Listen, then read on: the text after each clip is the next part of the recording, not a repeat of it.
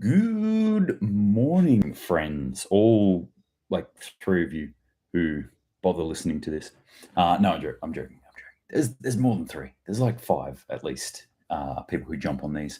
So welcome to the SitRep for today, the 6th of December 2022. And yes, I'm painfully aware that I haven't done one in a little while. Busy with life and stuff and things. There's stuff going on in my world, but I feel like if I go a couple of days, like 3 or 4 days, and I don't get one of these posts out, then it kind of builds up. It really builds up on me. And I feel the need to actually get on and say something that hopefully is worthwhile. So this is, as I said before, the SitRep. For those who haven't joined before, the situation report, what's going on in the world, what's happening. I've been intermingling this, slicing this in with the stories from Timothy from Kiev, catching up with him and finding the fascinating things that he's having to go through. But today is not one of those. Today is an actual news story one. I might try and get another one done tonight, later today, where we're a check-in on Timothy. But today I want to check in some things because there is some pretty big news going on at the moment. I don't know if you guys have been paying attention to what's going on, or if for some odd reason your main source of news in the world is me. That sends shivers up my spine in a good and a bad way, I guess. But I'll try and do my best to get this information across so that you can best see what's going on in the world. That's the whole point of this, is that we can kind of figure out, here's a snapshot of the world, here's another data point of stuff that's going on. How do we best prepare ourselves for what's happening, what's coming down the pipeline at us at the moment? It is my belief that we are entering into times that will be harder than what we've experienced before. We've gone through a period of time in history where we have been extremely blessed and had access to a lot of stuff, but I think that time is coming to a close, not in a catastrophic way or anything, but just in a way where things are going to change and it might be a bit tough for people, so we can get ahead of that curve and make it a lot less tough for us. That's what this is all about. It's about protecting ourselves, our families, and our communities, and making sure that we're more stronger, self-reliant, resilient, and responsible for ourselves and those around us. So welcome and thank you for joining wherever you're from. If you're listening to me on Instagram, on YouTube, or on the audio version on podcast, thank you very much for joining me, and thank you for everyone who's been hitting the like buttons and the subscribe buttons and all those sorts of things. I really appreciate it. Enough babble. Let's get into it. All right, I'm going to start off with this big one.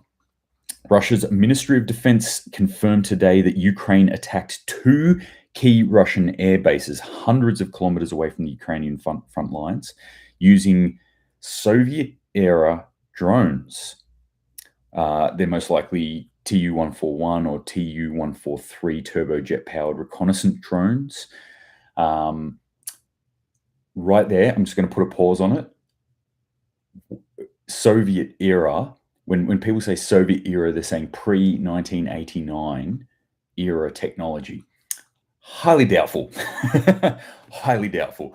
I'm gonna hazard a guess here. This is just me waxing lyrical and my own thoughts on this. I think maybe some American technology has been pumped in there. All right, maybe they were using the shell of a Tu-141. But I'm going to hazard a guess that it's probably been updated since 1989. Although the best things were made in the 80s. So Engels 2 Air Base in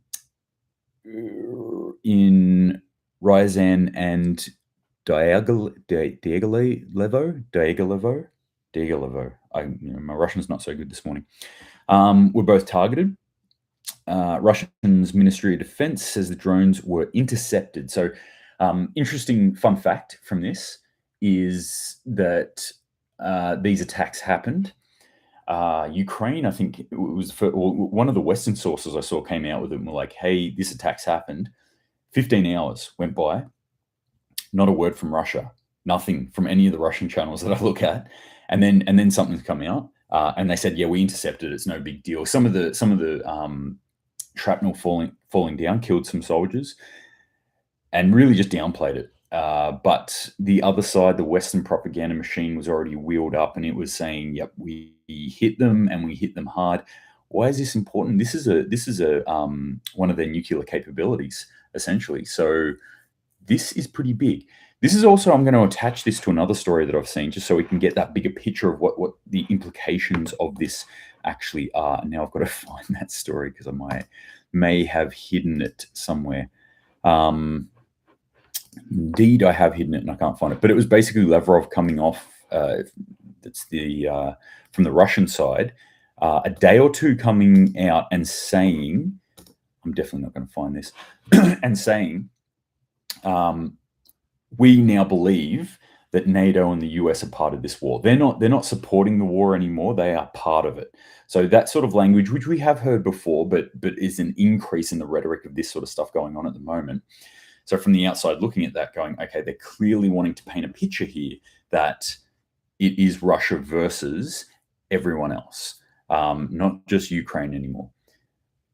Kind of backing themselves into a corner, saying, "Hey, look, we're the downtrodden here. We're the ones who are up against it. Look at all these forces that are attacking us," but also paving the way to increase hostilities here in this particular conflict. So not a good direction for it, really. And then after that, we see this attack happen, and again, this attack being on a nuclear capability within one of the areas that Russia could launch a nuclear attack from. So this is pretty serious stuff this morning, and that's kind of why I wanted to lead off with it. Again, it's strategic stuff. Again, it's not necessarily like what's happening in Australia and New Zealand, but it has implications for all of us. I think you'll agree. Here's another story that I found interesting as well, because again, this is confirmation bias on my behalf, because I have a belief which is running counter to the narrative that we have in the mainstream media, which is Russia is on its last legs and they are pathetic and we are going to crush them soon. We just need to continue pumping money in there. Gilbert Doctorow, who is a independent international affairs analyst, so read into that what you will, someone who just looks at stuff and says, here's my analysis on it. No, you get a pretty broad range of people in there, like some people who are actual analysis of world events and can give you a very good say on it. I don't know where this guy sits. And people who just look at world events and go like, here's what I think, which is what you're listening to right now. It's me. It's just some guy in his office going like, oh, here's some stuff that's going on in the world. So you've got a big range there of what's going on. Anyway, what has this guy said? Neither Ukraine nor NATO can stand up to Russia.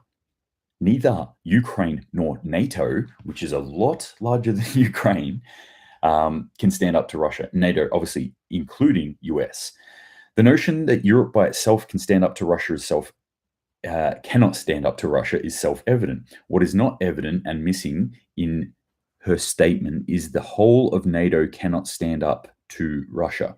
And that is what we're seeing, and which will be proven in the next 2 or 3 months, when the Russians mow down and run over the entire Ukrainian military establishment, when they begin their offensive later this year or in the beginning of January.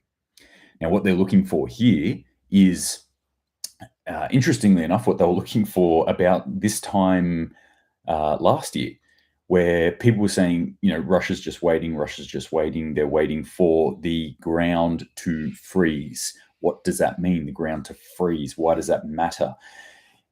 You would kind of think of it, and I do think of this as from an Australian perspective, where generally when we're fighting wars and we're thinking about fighting wars, we have a tiny little section where we're thinking about cold weather war fighting. We don't think about it that much. We're more jungle, we're more hot, we're more desert. That's the kind of things we've been focusing on in the last 30, 40 years. However, other countries think of this different, especially if you're a country that has a large mobilized sector. I'm saying mobilized as in armored, mobilized section of your army, i.e. tanks. Tanks need some form of solid ground to roll on. If you've got the choice between putting a tank through extremely muddy conditions and frozen ground, you're going to go for the frozen ground. You're going to wait for frozen ground.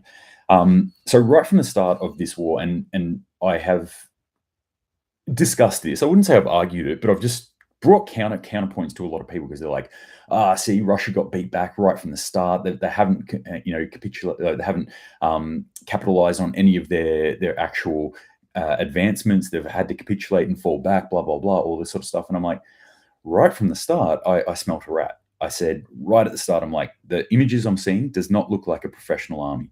The people I'm seeing do not look like professional soldiers. These look like kids. These look like reserves. These look like old equipment. And these look like people that you send in as a tester at best. That's what I've seen. And I've seen nothing that has changed in that position pretty much the entire military campaign. In fact, the times where I have seen parts where I'm like, this actually looks like a professional army, that's when I also saw rapid Russian gains. Then when they pulled back, they lost that ground. So this I find interesting that somebody else has looked at this and gone, no, Russia has not committed their military forces yet. And when they do, it is going to be something to behold. I don't know this for a fact at all. It is just mere speculation. But it would not surprise me, I'll say that. And I find it more likely than more unlikely that Russia still has a good component of its military to commit to this particular war. So that's where I think this might be going. This backed up by this person here, Gilbert Doctorow. Gilbert Doctorow. Not sure how we say that. What else is going on in the war? Just stuff outside or around the war. I've said this in the past. If you're a canny investor right now, and you don't really care about human suffering or consequences of how you make your money, you just wanted to make money, then I would be putting all my eggs pretty much into the basket of warfighting technologies. I would be pumping it in there. I would be pumping it into Raytheon and Lockheed Martin and Northrop Grumman. I can never remember what that one's called. Those sort of big US companies that make, and Boeing is the other one. They're the big four really, that make machines of war, because you are going to make a lot of money in the next year or two. I can almost guarantee it. That's as close to a guarantee as I would give you about anything in this world. But if you want to make money, that's where it's to be made. What we're seeing, what I've seen, and I haven't really reported on too much, but I've been collecting these sort of stories and looking at them and taking it on in the information, is these rumblings from countries. What we've started to see is money being pumped into Ukraine, and not only money, but resources, warfighting resources, ammunition, tanks, missiles, missile systems. All this stuff's being pumped into Ukraine. And then one country was the first one I noticed, started to signal the alarm. It was Germany, which makes total sense, because Germany actually, despite being one of the more affluent countries within Europe, actually pound for pound has a pretty small military budget and a pretty small military.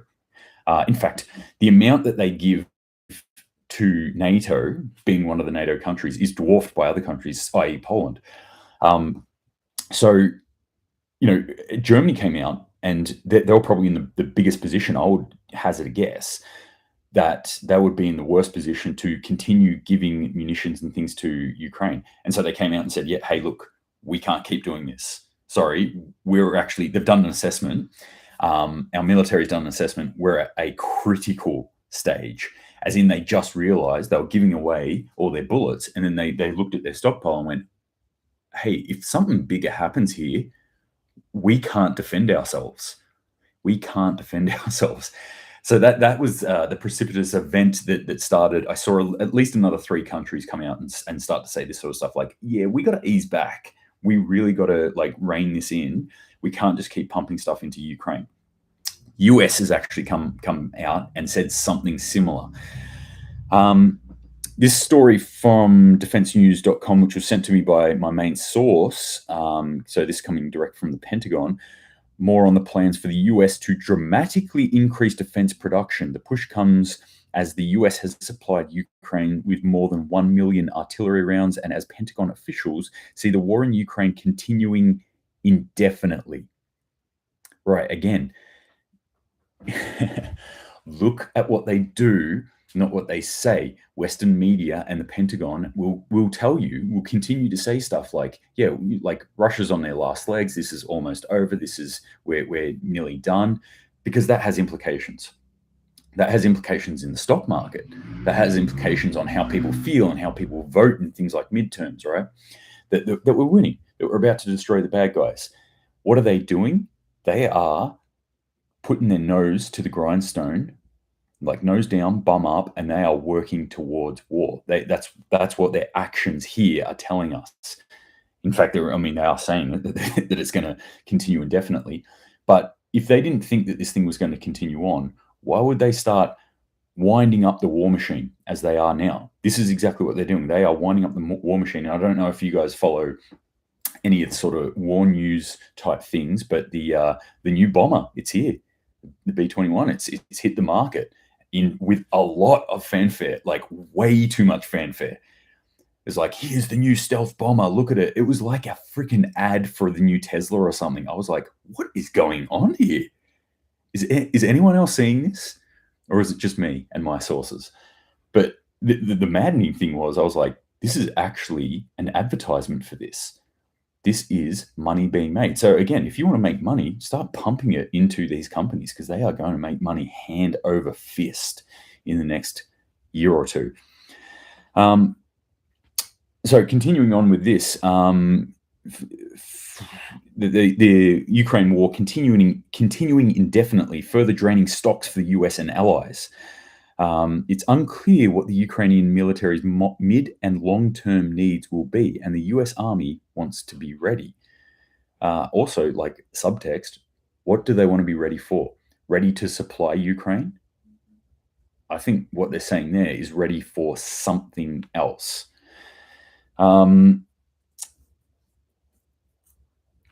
Quote, we haven't, this is from a different story, sorry. Quote, we haven't got this figured out just yet. Pentagon industries struggle to arm Ukraine. High-end conflict consumes a lot of munitions and a lot of weaponry. This is coming from Mike McCord, the Pentagon's top budget official, said in an interview. Interesting side point here. The Pentagon budget review just showed that they failed again, and I think this is the 5th review they've done in a row where the Pentagon has blown its budget way out of the water. Like they're not balancing their sheets here. They are spending way more money than they thought they would, I guess. We are also looking at the supply chain limitations. We haven't got this figured out just yet. Top Pentagon and industrial officials maintain that efforts are finally ramping up to replace the weapons that the United States and its allies have shipped to Ukraine, depleting stockpiles that are deemed crucial to deterring China and other potential adversaries for years to come. And that's the key point, is in that last sentence there that I was talking about. What is US actually preparing for? Are they preparing just to keep supporting Ukraine in their valiant effort against the evil Russian overlords? Or are they preparing for something else? My belief is they are preparing for something else. And as you can see from that story there, I think that's probably what's happening in the world. All right, let's change gears now and get out of this sort of space. Let's talk about EVs. I just mentioned Teslas there. So let's talk about EVs and how they're going to fix everything in the world. Because I love irony when it comes to these sorts of green agendas, which clearly do not get thought out.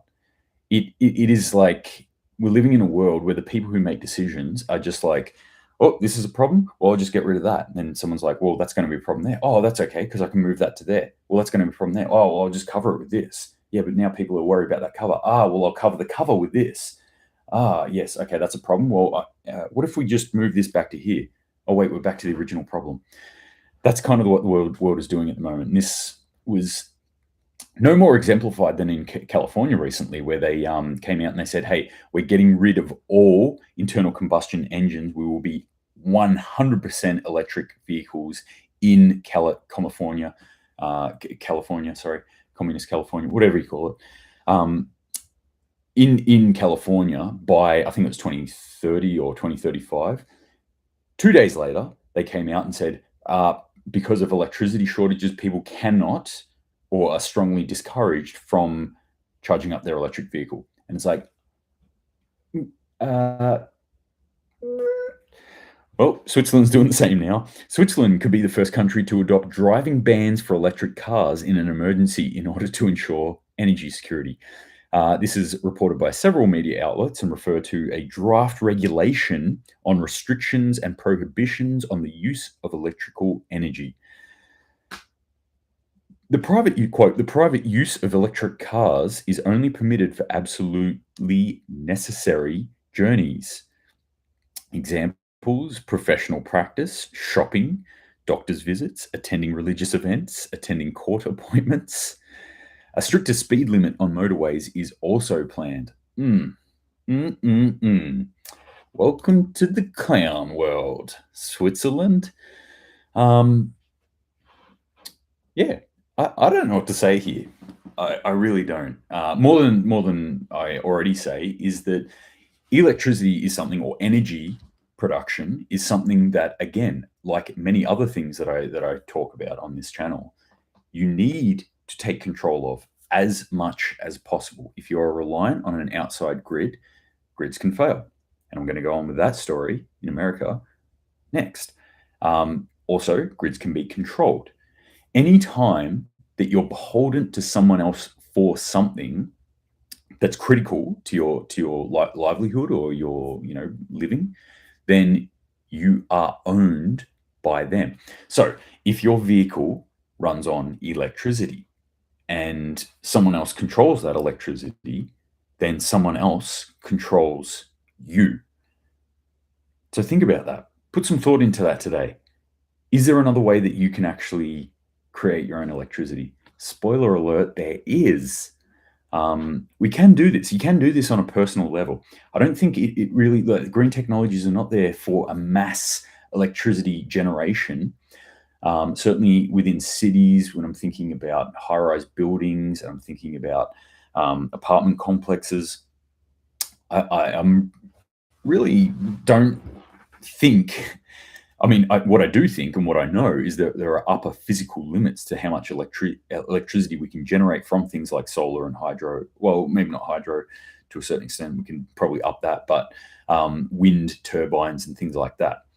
And when you condense people in like that, it's not going to work. But when you spread people out and they have their own houses and their own land that they can utilize and their own roof space that they can collect water and electricity from, then it starts to make sense. And so this is something that I would suggest you would really want to look into, having that emergency electricity backup, and plan B or plan C or plan E being, how do I cut my electricity usage? Can I survive without electricity? That's the next part of it. So that's something to think about. All right. I foreshadowed a story here, and I will go on with it right now. 40,000 residents in North Carolina were left in the dark on Saturday night from what authorities are saying was an act of intentional vandalism at numerous substations. So this has lasted 2 days, I think. I don't have the second story that I thought I had. So a major power outage in North Carolina has left almost 40,000 people in the dark. Intentional vandalism, they're saying. So some of the reports that I was reading said they were shot. So they used firearms to attack substations, which then cut the power out. And it's going to take time for them to get the power back up to these people. What was the motivation? I'm not sure. Again, I've read a few differing reports on this. There seems to be some left-right type, usual yarns that are going on in the US at the moment. Fracas going on and around North Carolina that could have instigated it. Perhaps it was just somebody who wanted to see the world burn. Perhaps it was somebody who is so indoctrinated in the green agenda that they thought this might be a good idea. Because, 40,000 people without electricity. That's 40,000 people who aren't drawing off the grid, so it cuts down on electricity. Although, the pesky reality of that being that 40,000 people are now relying on petrol generators, probably, to get electricity. So good work on that one, if it was those sorts of people. But yeah, this is, again, just another story that I like to highlight these sorts of things. If you are reliant on external power, then things like this can happen. And 40,000 people without power is a pretty big deal. It's not just like a smaller blackout that's localized to an area, because that's what most of us have experienced. Small blackouts that last an hour or two, localized to an area. We've got 40,000 people. We've got a large area, and we've got them without power for days. Imagine if this had have spread into, if they had have destroyed some sort of key infrastructure like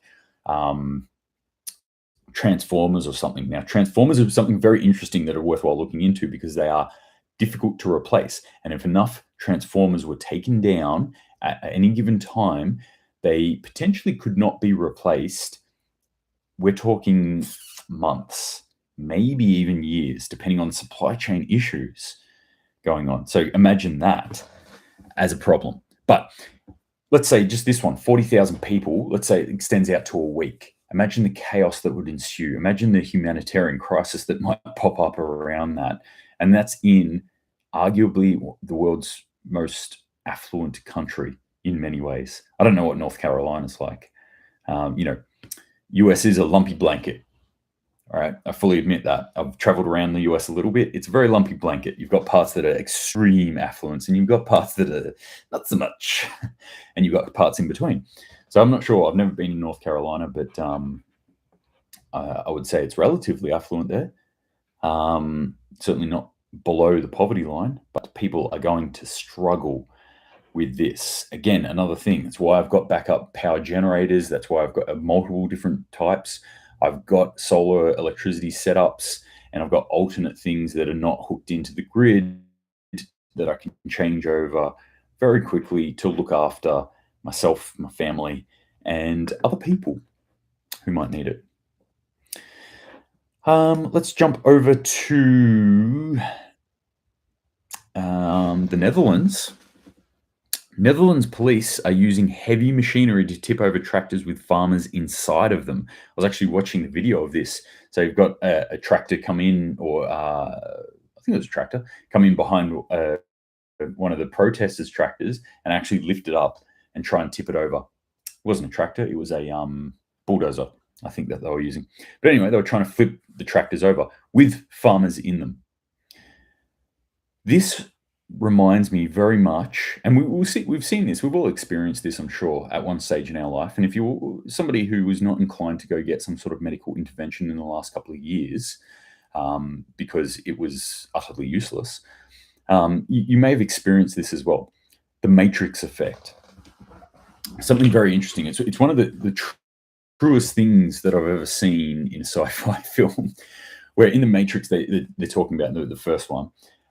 If you're not outside of the Matrix, you're still in it, then you're part of the problem. Even though you're just a normal individual human being going about your life, if you're not on the other side, you're actually part of the problem, because you're going to actively try and drag other people back into your thing. You're going to try and reinforce your version of reality. And this is what we're seeing. Instead of like police forces using their common sense and their reason to try and do something, they're just acting on orders. And this disturbs me on a very deep level, this sort of stuff. It's something I think we should all be disturbed by. We're seeing police going at, all right, you farmers, you're causing a hassle. We're gonna start moving you out of the way forcibly. But tipping a tractor over with someone inside it is threatening life. I just want to like tell you again where this comes from. This is not happening in like Iran. We see all sorts of like humanitarian crap going on in places like China and Iran. We kind of go like, well, my vibe at least is most people kind of look at it and go like, oh yeah, but that's them. This is in the Netherlands. This is like again, one of the most affluent countries in the world. This is like the heart of Europe that this is happening, where police are attacking the individual people who are trying to get their point across. The farmers aren't harming anyone, by the way. They're causing disruption. They're parking their tractors in the city to try and be heard. And which, you can argue that whether that's good or bad. And, I can see pros and cons for both of that, but they're not physically causing harm to anyone, which is what the police are doing here. It's pretty disturbing stuff. Pretty disturbing stuff. What else we got? Democrats in the US are pushing to lower the voting age to 16. This was interesting because I was talking about this because New Zealand were thinking of doing this, and there are some rumblings that Australia is thinking of doing this. I think it's a terrible idea. Do we let a 16-year-old join the army and go to war right now? No, they have to be a certain age. I mean, you can say that you want to join the military at 16 in Australia, but you're going to have to be a certain age, i.e. an adult, 18. That's what we deem it here in Australia. Can a 16-year-old jump in a car and start driving around by themselves? Can a 16-year-old go to the bottle-o and get a goon bag? All right. For those of you who are not Australian, bottle-o is an alcohol store. A goon bag is box wine, I guess you call it. Wine that comes in a box, but inside it is a big silver bladder. That silver bladder is called a goon bag. Goon being wine, bag is what holds it. Just to so you know, bit of Australian culture there for you. And quite often used to play a game called Goon of Fortune, where you tie up bags of goon of differing sorts to a washing line, which is in Australia has 4 posts that go out and spins around, and you spin it around, and wherever it lands, you have to drink that one. So there you go, a bit of Aussie culture for you this morning, for those who don't know. But anyway, 16-year-olds can't go into a alcohol store and buy alcohol. They can't do that, and I don't think they should be able to, personally. There are parts of our brain that do not develop fully until we're 21. You could even argue up to 24 years old. And so, like, one of those parts of the brain is the reasoning part of the brain. The part of the brain that deals with consequence is also involved in this. So we do not fully grasp consequence until we're into our 20s. Personally, I've got a bit of a theory that males in particular, I'm a male, that's the way I'm experiencing reality right now. And so that's the perspective that I talk from, that men shouldn't be deemed men probably until they're 28, 30 years old. Until then, you're kind of in this in-between thing. And that's judged on my experience. In my 20s, I wasn't exactly an upstanding citizen. I was in the military at the time, so I was doing something pretty good, I thought. But yeah, that's my thought on it. So being able to vote at 16, no. Do we let people have social responsibility of any other sort at 16? Can they pick up a gun, and can we send them overseas to fight and possibly die in a war at 16? No, we don't. So why should we give them the power over who are our benevolent rulers above us? I think it's a terrible idea. Anyway, if you think it's a great idea, feel free to argue with me. I'm always willing to hear counterpoints as well. I can see some good points to it, but like on the whole, I'm just like, no, I don't think so. Really, where I feel we should go is means testing. I think all people should be tested. There should be some sort of formalized testing system that grants you certain abilities within society. That's my crazy theory, and that pisses a lot of people off, I know. But I think we do a test to see if you can drive competently, but then no others. And I think we should continue to do tests. In fact, I think we should continue to do tests, and if you do well on those tests, you should get benefits. Things like, I shouldn't have to pay the same amount of insurance that some dickhead 18-year-old tradie does, in Australia, because statistically speaking, he is going to crash his car. Statistically speaking, I'm not, because I never have. I have an outstanding driving record. But here's the thing. I have a driving record that is flawless. I've never been in a crash in my life. We don't know that, though, because I haven't been insured the whole time, because I don't feel the need to buy insurance on all my cars. I have insurance in other ways, as in I save money. So if something goes wrong, I can pay someone out, or I've got the forced insurance. I'm not saying I'm driving around without third-party insurance, but I don't have the comprehensive part of the insurance a lot of the time. I do now because I have to for work reasons, but a lot of the time I'm like, well, it doesn't make sense. I've got a car that's over 10 years old and I'm paying $1,500 in insurance on it, which I couldn't even replace the car. Like in 2 years of insurance, I could get a better car theoretically than that. So the maths just did not stack up. But because I wasn't getting comprehensive insurance companies now look at me and go, well, you're a shit driver, because we don't know, because you haven't been paying insurance. That's the thing they judge it off, not what your driving record is. Anyway, this is totally ranty, and I apologize if you're not in for a rant, but means testing is what I believe we should move towards in a society, and I think we should do that for all things, really. Proof. It's a meritorious system. That's what I think we should move to. Prove to me that you have the merit, that you have the competency to do something. Prove to me that you're worthwhile, that you are worthwhile investing a vote in.